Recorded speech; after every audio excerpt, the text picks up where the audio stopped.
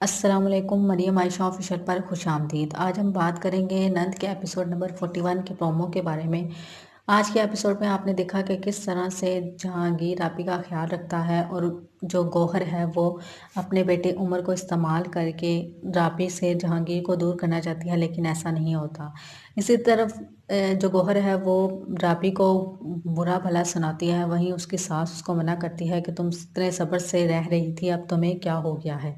तो वहीं वो सॉरी कहकर अंदर चली जाती है। फिर जो उसकी सास है वो राबी को समझाती है कि तुम उसके दिल में उसकी जगह बनाओ, क्योंकि वो अपने शोहर को ऐसे देखती है तुम्हारे साथ, तो उसका दिल जो है वो दुखी होता है, क्योंकि वो भी एक औरत है और तुम भी एक औरत हो, इसलिए मैं तुमसे ये बातें कर रही हूँ। उसी तरफ जो शाहज़ेब है वो रिमशा के साथ उसका जो रवैया है वो ठीक नहीं होता। वो कहता है कि फरवा से बातें करता है कि तुम्हारे लिए हमने डिनर रखा लेकिन तुम ही नहीं आ रही।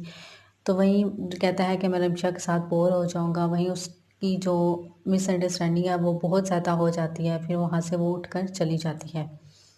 वो कहता है कि मैं और फरवा हम लोग बचपन के दोस्त हैं, तो उसने मैं मुझे तुम अच्छी लगी तो उसी ने मुझे कहा। तो कहती है कि तुम हम दोनों के बीच उसको बार बार मत लाओ। फिर हसन शाहज़ेब और फरवा फ़ोन पे बात करते हैं, वहीं हसन आ जाता है और उसको कहता है कि तुम मेरा फ़ोन नहीं उठा रही, तुम शाहज़ेब से बातें कर रही थी, मैं तुम्हें कब से कॉल कर रहा था, तुमने मेरा फ़ोन नहीं उठाया।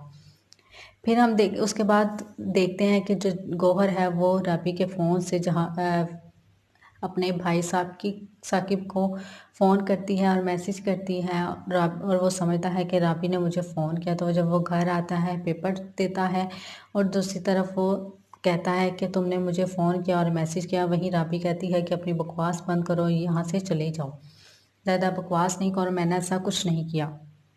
इस पे साकिब कहता है कि ये मेरी बहन का घर है, तो वो कहती है कि ये मेरे शोहर का घर है, यानी ये मेरा घर है, यहाँ से दफ़ा हो जाओ और दोबारा यहाँ पे मत आना। और अगले एपिसोड में हम देखेंगे कि किस तरह से जो रिमशा है वो आकर फरवा को कहती है कि तुम हसन को धोखा दे रहे हो और शाहज़ेब मुझे धोखा दे रहा है।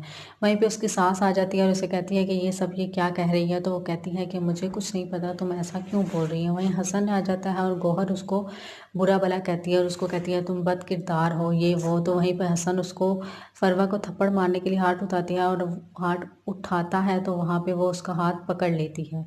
तो देखेंगे आने वाले एपिसोड्स में क्या होगा, क्या फरवा और हसन का भी वही अंजाम होगा जो साकिब और राबी का हुआ था।